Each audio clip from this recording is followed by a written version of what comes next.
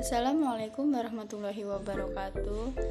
Nama saya Regina Khairiyah, NPM 21310500031, Prodi Sosiologi Agama B, Fakultas Usuluddin dan Studi Agama. Di sini menyelesaikan tugas UTS Sirah Islam Nusantara, yaitu menceritakan sejarah masuknya Islam ke Nusantara dengan dosen pengampu Bapak Agus Setiawan M.Hum.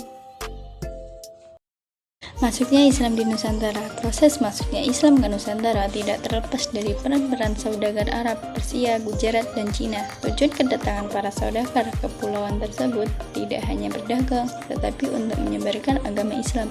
Mereka berlayar dari Selat Malaka melalui para saudagar mengunjungi pusat-pusat perdagangan antara lain yang berada di Pulau Jawa, misalnya Jepara, Tuban, dan Gresik, lalu dilanjutkan di Banjarmasin, Goa Ambon, dan Ternate. Melalui hubungan perdagangan itulah pedagang Arab, Persia, Gujarat, dan Cina yang telah memeluk agama Islam dapat memperkenalkan agama Islam ke Nusantara. Proses masuknya Islam ke Indonesia memunculkan beberapa pendapat yang menjadi teori seperti teori Gujarat, teori Arab, teori Persia, dan teori Cina. Adapun cara-cara penyebaran agama di Nusantara diantaranya seperti perdagangan, perkawinan, tasawuf, pendidikan, kesenian, bahkan politik. Wali Songo dikenal sebagai penyebar agama Islam di tanah Jawa pada abad ke-14 sampai hingga 18. Wilayah penyebarannya di pantai utara Pulau Surabaya tidak hidup dalam generasi tahun yang sama dan berdakwah di era tahun Sunan Gresik 1424 dan Sunan Muria 1505 di Pulau Jawa. Penyebaran agama Islam dilakukan oleh Wali Songo. Kesembilan wali tersebut adalah: yang pertama, Sunan Gresik atau Maulana Malik Ibrahim menyiarkan Islam di sekitar Gresik. Yang kedua, Sunan Ampel atau Raden Rahmat menyiarkan Islam di Ampel, Surabaya, dan Jawa Timur. Yang ketiga, Sunan Derajat atau Syarifuddin menyiarkan agama di sekitar Surabaya. Yang keempat, Sunan Bonang Magdum Ibrahim menyiarkan Islam di Tuban, Lamsal, dan Rembang. Sunan Kalijaga atau Raden Mas Said Jaka Said menyiarkan Islam di Jawa Tengah. Sunan Giri atau Raden Paku menyiarkan Islam di Jawa, yaitu Madura, Bawean, Nusa Tenggara, dan Maluku. Yang ketujuh, Sunan Kudus atau Ja'far Shadiq menyiarkan Islam di Kudus, Jawa Tengah.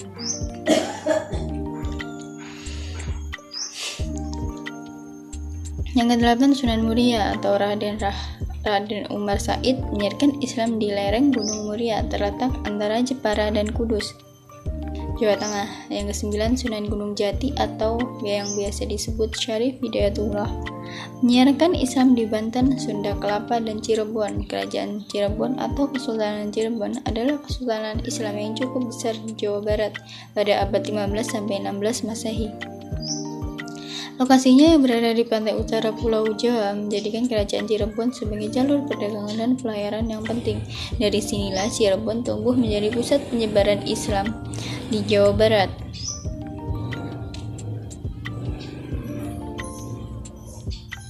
Kesultanan Cirebon pertama kali didirikan pada tahun 1430 oleh Pangeran Walasungsang yang dinobatkan sebagai Sultan Cirebon I. Kemudian pada 1479, Sultan Cirebon I menyerahkan jabatan dan kekuasaannya kepada Sunan Gunung Jati yang tidak lain adalah keponakannya sendiri dan menjabat sebagai Sultan Cirebon II. Peninggalan kerajaan Cirebon yang paling terkenal yakni Keraton Kasepuhan Cirebon, Keraton Keprabon, patung harimau putih, bangunan mande, dan kereta Kasepuhan Singa Barong dan mangkok kayu berukir. Kerajaan Demak merupakan kerajaan Islam pertama dan terbesar di pesisir Pulau Jawa. Kerajaan yang berdiri pada 1478 ini dipimpin oleh Raden Fatah. Kerajaan Demak merupakan pelopor penyebaran agama Islam di Nusantara lantaran dukungan para wali Songo. Kerajaan ini tercatat memiliki 5 raja tersohor yang pernah berkuasa seperti Raden Fatah, Pati Unu, Sultan Trenggono, Sultan Perwata, dan Arya Panangsang.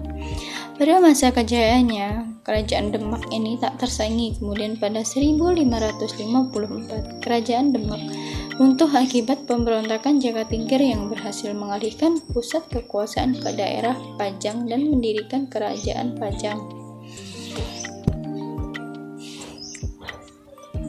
Kerajaan Mataram Islam berpusat di Kota Gede, Yogyakarta 1588. Kerajaan ini dipimpin oleh dinasti yang mengaku sebagai keturunan Majapahit, yakni keturunan Ki Ageng Sela dan Ki Ageng Pemanahan. Awal mula Kerajaan Mataram Islam adalah dari Kadipaten yang berada di bawah Kesultanan Pajang dan berpusat di Bumi Mentawai. Kemudian diberikan kepada Ki Ageng Pemanahan sebagai hadiah atas jasa yang diberikannya.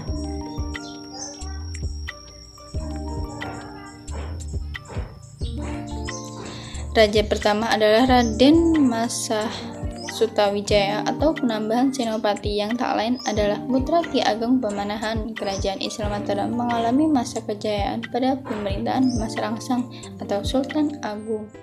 Kerajaan Gabi atau lebih dikenal sebagai Kerajaan Ternate terletak di Maluku Utara. Kerajaan didirikan oleh Sultan marhum pada 1507 ini juga merupakan salah satu kerajaan Islam tertua di Indonesia. Kerajaan Ternate berkembang paling masif dibanding kerajaan Maluku lainnya lantaran sumber pada masa pemerintahan Sultan Babullah. Kerajaan Ternate mencapai puncak kejayaannya usai Sultan Babullah meninggal pada 1583 tanpa kekuasaan dialihkan pada putranya Syahid Barkat. Sejarah peradaban Kerajaan Ternate yakni Masjid Sultan Ternate, Keraton Kesultanan Ternate, Makam Sultan Babullah, dan Benteng Tulako Kerajaan Tidore berada di sebelah selatan Ternate. Pada zaman pra-Islam, Raja-Raja Tidore secara turun-temurun menganut aliran animisme atau dikenal dengan agama Siman. Raja Tidore yang pertama adalah Syahadati alias Muhammad Nakal yang naik tahta sekitar tahun 1801 menurut catatan Portugis. Islam masuk pertama kali di Tidore sekitar tahun 1471 menurut catatan sejarah. Pengaruh Islam masuk ke daerah Maluku melalui para saudagar Arab Persia yang pada mulanya hendak mencari rempah-rempah di Maluku untuk diperniagaan ke Eropa. Kesempatan dagang ini dimanfaatkan oleh Arab Persia untuk menyebarkan agama Islam di Maluku. Dengan mengislamkan keluarga raja, setelah Raja Jamaluddin memelukkan agama Islam, keluarga besar raja dan rakyatnya pun secara berangsur-angsur memeluk agama Islam. Kerajaan Gorontalo terkenal dengan pemerintahannya Sultan Hasanuddin. Ia berhasil memperluas pengaruh Kerajaan Makassar sampai ke Matos, Balakumba, Mondar, Sulawesi Utara, Luwu, Butan, Selayar, Sumbawa, dan Lombok.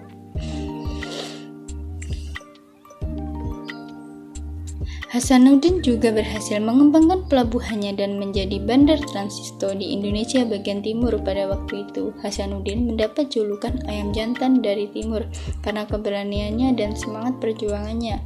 Makassar menjadi kerajaan besar dan berpengaruh terhadap kerajaan di sekitarnya.